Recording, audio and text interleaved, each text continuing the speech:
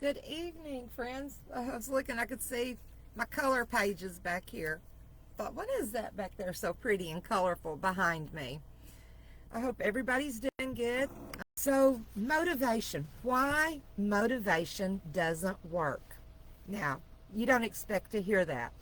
And I've had people over the years tell me that so many times. Well, you've just got to get motivated. I tell myself that. I've got to get motivated.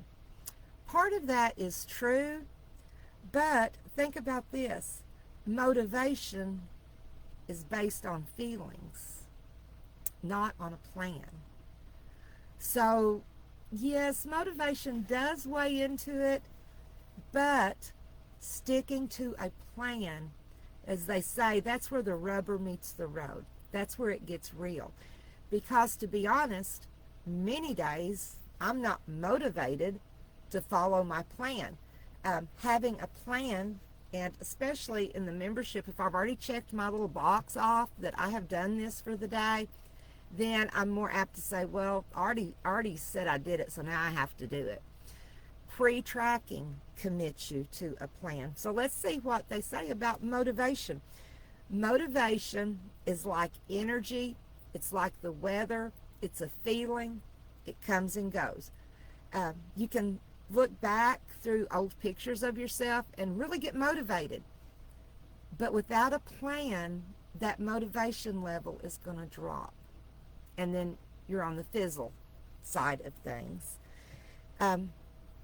We wait for motivation to kind of kick us in the hiney instead of creating momentum. That was something when I led Weight Watcher workshops, they talked about a lot. I call it habit stacking, but building momentum, where one win stacks on top of another win, and it stacks on top of another win. I don't know if y'all have ever heard the story about the little donkey that fell in a hole, and he didn't know how he was going to get out, and the farmer couldn't get him out, and the little donkey got to looking around, and there were rocks down there. And every day he moved a rock. He moved a rock and he moved a rock. And finally, one day, he could walk out of the pit.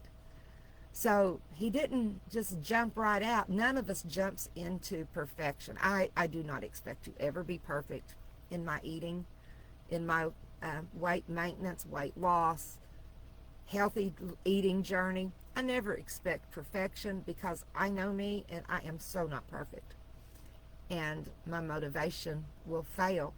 But when I start habit stacking, just like that little donkey, you start digging yourself out of the hole. Now, the little donkey didn't move all of the rocks at one time. He moved them one at a time, one at a time. And that's what we have to do, too, in creating our weight loss plan. A lot of people, when we start, me included, when I started, I didn't have a plan. I just knew I had to do something. And the plan came over time. And the plan has changed. Yes, Julia, progress over perfection. Absolutely. Lois says she agrees 100%. Yes, depression causes us to lose our motivation. And like you said, Lois, no matter how hard you try, the harder it gets to motivate yourself. Absolutely. Absolutely. So by creating momentum, momentum, like your ceiling fan, going round and around and around, you turn the power off to the ceiling fan because it has momentum. So it keeps going and going. Now it slows down if you don't power that ceiling fan back up to make it go round and around. Momentum has to have fuel. So we have to fuel our momentum too. Early on in our weight loss journey and healthy eating journey, it's new, it's fun, it's exciting, there's new recipes, kind of like a honeymoon phase of marriage. And then you get, like, I'm starting my 7th year. This has become a way of life. Even when I goof up, it's still a way of life. Stopping has been taken off the plate a long time ago. Stopping is not an option. Even when I mess up, even when I gain weight, um, even when I do things that other people would look at failure, um, quitting was an option I eliminated a long time ago.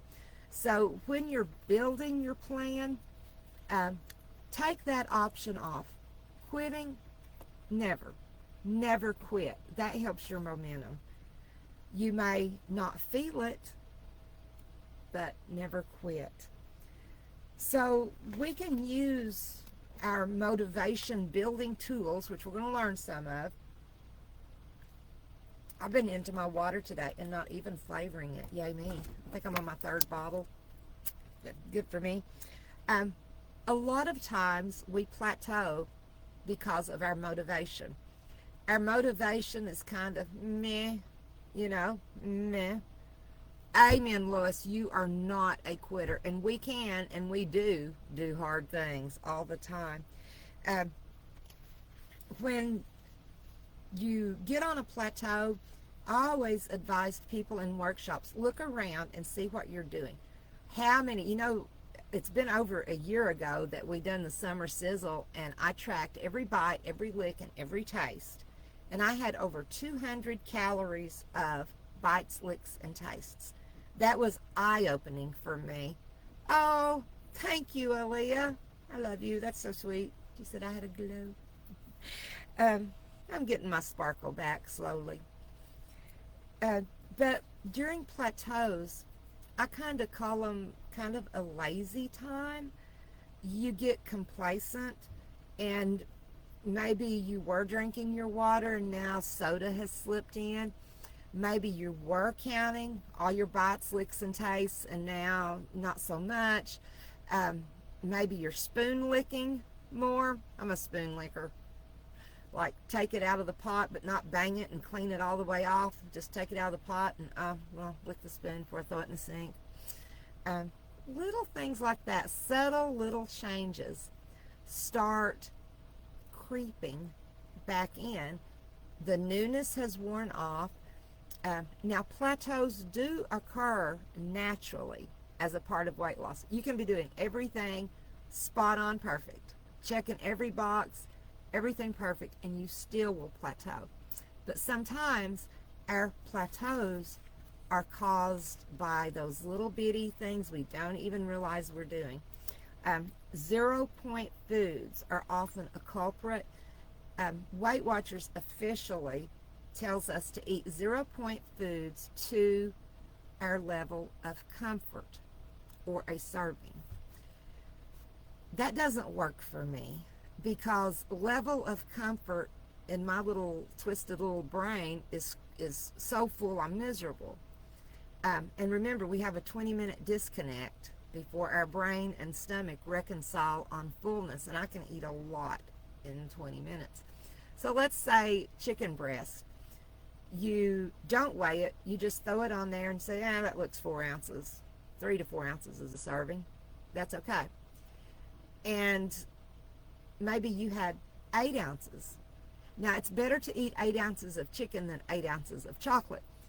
But little by little, those 0 point foods can sure start adding up.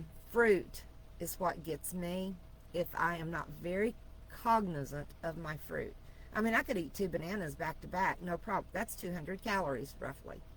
I can eat 3 oranges easy. And I'm not talking mandarins, full-on oranges. I can eat 3 oranges at one time. That's like getting up there 250, Snicker bar level calories, not nutrition, but calories. So when we plateau, look at all the things you did when you were new and see if you're still doing that. And sometimes it goes back to our motivation. Re-evaluating ourselves, it's kind of like giving ourselves a report card. Oh, guilty of eyeballing. Yeah, I am so much better about that than I used to be. And sometimes I kind of border on the ridiculous. But when, let's just say I'm eating, what's a food that's really important away? Crackers or chips. The nut thins I've got, let's say, I think 19 is the serving. I am so bad about going with the whole little rounds. 1, 2, 3, 4, 5, half, 6, 7, 8, 9, 10, half. Those halves count too. If I put it on the scale and when it says 28 grams, that is 28 grams. Not 28 grams plus one bite out of the box as I'm rolling the bag down. Guilty. So that helped me a lot to say if I put one more on the scale, then I'm up to 30. I'm no longer eating a serving. I'm eating a serving plus a bite. And that image helped me to not dip back in the bag and get one bite for the road, or those halves don't count.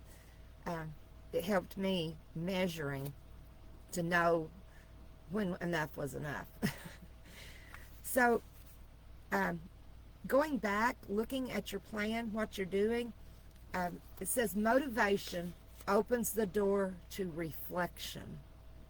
That's a good point. Reassess your calories, your sleep, stress. We all know that can cause overeating. Hidden sources. It says a motivated mindset says, what can I adjust? I like that. Not, oh my gosh, I've messed up, I've got to quit. A motivated mind, one that's building on momentum, says, what can I adjust? What I'm doing now isn't working. I've got to tweak something. It supports our growth with our mind, our mindset growth.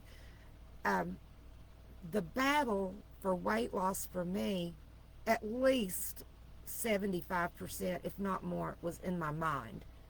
It wasn't literally at the plate. It was in my mind, keeping my mindset right. So sometimes we have to tweak our mindset and get our mind back in the game, which automatically boosts our motivation. Having a plan, and even having a plan for emotional eating, stress eating, the back on track plan where you have a recovery meal plan. What is your recovery plan going to be? Say, you know, you have a big, we had a big weekend. We celebrated Father's Day. We had pizza. I ate the things. I ate cupcake with ice cream. I ate the things. What was my recovery day? Next day, stop eating the things and immediately back on track. Next morning, recovery breakfast. Next lunch, a recovery meal. Yes, track every bite. I am, Belle. Thank you. You eat those has-been. Guilty, huh? Me too. That's why I know about it. When we're responding to emotional eating, when our motivation is a feeling instead of a plan, you may tell yourself, I just can't do this without food. I see the big picture, but I don't want to participate. Motivation is a feeling, not a plan. That was huge for me. Staying motivated, though, and having a plan helps us to have big wins. There was a quote that I read here. I'm going to print it off in very large letters and put it maybe all over my house. Sarah, we may have to add this to our motivational quotes with the Holy Mess. I don't have to feel motivated to show up for the life I want. Wow. Think about that for a minute. I don't have to be motivated to show up for the life I want. Every single day, whether we're feeling it or not, it's so important to show up for ourselves. Would you show up for a friend? Absolutely. Would you show up for a family member? Absolutely. Showing up for ourselves tends to be kind of down the list. It is a good one. I liked that too. Oh, Belle, thank you so much. I don't have to feel motivated to show up for myself. Wow. You know, every morning when I get up, I go to the bathroom, I fumble to the coffee pot, I make coffee. I don't have to wait until I want coffee because I know that's what I'm going to do. It's a habit, habit stacking. That's what I'm going to do. Um, if I waited until I wanted, well, I'd get up out of bed to drink coffee. Who am I kidding? But that's just an example. If I waited until I didn't want a Snickers bar again, I would be dead with old age, because for the rest of my life, I'm going to like a Snicker bar on a, do I eat them? I don't even know when I ate a Snickers bar. But ice cream. I like ice cream. I like peanut butter. I have to learn to have them in my big picture and not wait till I feel motivated. Have a plan for dealing with it. So how to have plans instead of waiting on motivation is creating habits, habit stacking. And I love this. Set the bar low enough that it's doable even on a hard day. Sometimes we set ourselves up to fail by saying, I'm going to do this, I'm going to eat 3 vegetables a day, I'm going to eat 2 fruits a day, I'm not going to have over this, I'm going to do that, I'm going to drink my water, I'm going to exercise. Whoa, slow down. I can't do all of that at one time. I can't do all that every day. What am I going to focus on today? Today, for me, I'm working on trusting the process, following my plan. Well, you got to have a plan. Everybody's plan is going to look different. That's why, if you're in the membership, this will probably not be something you want to add in to what you're already doing, because we're doing little check marks. If you're not in the membership, this is something, it's a free printable, and you can, if you don't have a way to print it, you can do the same thing on paper. But it takes us through 10 weeks each day. I love checking boxes. I just dearly do love to check a box, of having one goal for the week, one thing to focus on, one habit to work on, not 18 different things coming at us all at once. Have you ever driven in the snow and it gets heavier and the snow starts looking like it's doing that? I get into information overload really quick, and when I do, my brain kind of shuts down, and I'm like, wait, I can only think about one thing at a time. Elora says she's done that before. How to make a healthy life livable. Yes, something harder than you expected, but as we say, we can do hard things, absolutely. But you know that snow flying at you in the windshield kind of thing? If you follow from day one, you say, I'm going to do this, going to do this, going to do this, going to do this. That's overwhelming, and guess what? You're not going to do it every single day, and unless you have a plan and are habit stacking and building slowly to where you want to be, you will quit because it's too much. It's too much. We're just a human. We can do hard things, and we do hard things, but why make it harder? So set the bar low. I heard somebody say, expect nothing. That way you won't be disappointed. Well, maybe not quite that low, but think about one thing you can do for a week. What can I do this week? Okay, anchoring your habits. If you drink coffee, water by your coffee pot. Drink a cup while you're waiting on your coffee to brew. Anything you're doing regularly. When I take medicine 3 times a day. That's at least half a bottle each medication, because I get my water in by doing those things. So that is called anchoring. It's establishing a habit in with something you're already doing. So you're already doing it. You're not creating a new thing to have to do. You're just adding on it a little bit. I really like this. Learn to track your wins, not just your weight. I've had for 2 years, going on 3 years, I think, on my scale, my weight is not my worth. I love it when the scale is smiling upon me. I love it when it's going in the right direction. I don't like it when it isn't nice, and I want to stick my tongue out at it and go, I don't like you today. But guess what? We are winning and having wins every single day that go beyond the scale. Look past the scale.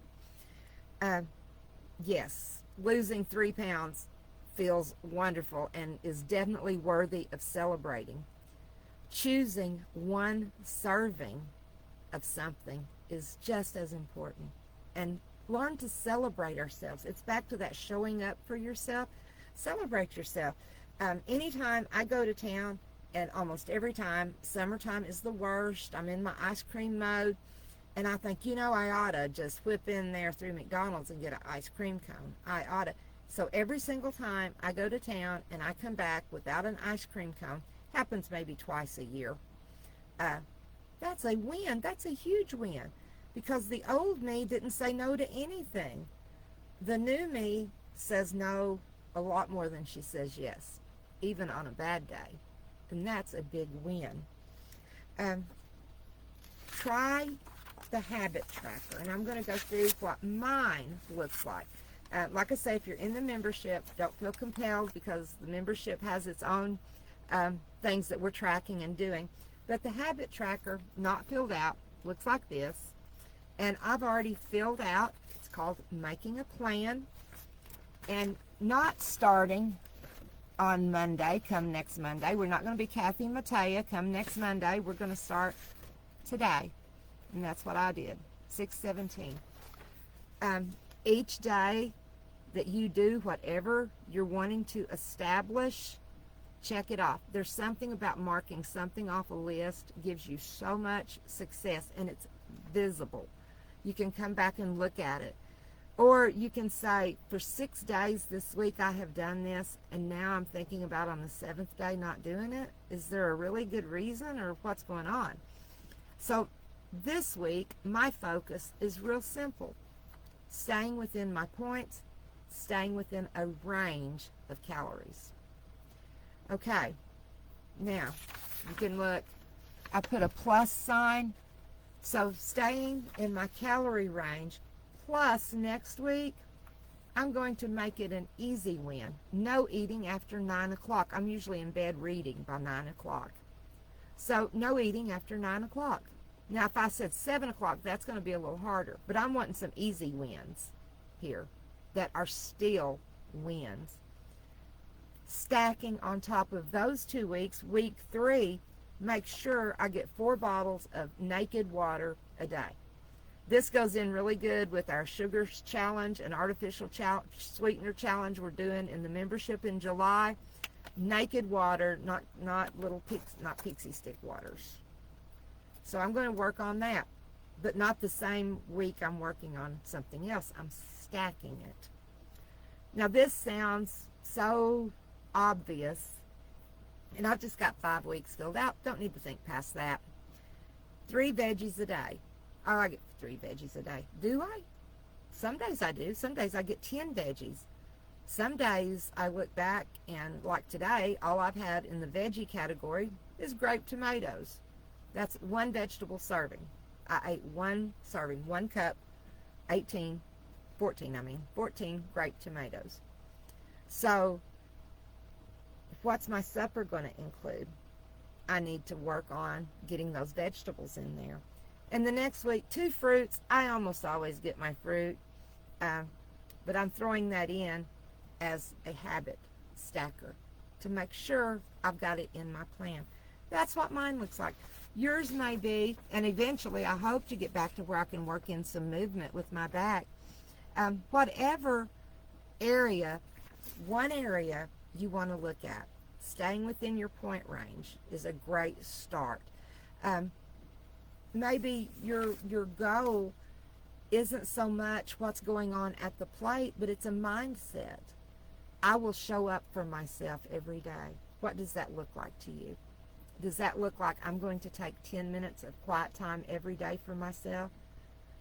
That's awesome. I might put that on here, actually. Because some days we don't get 10 minutes.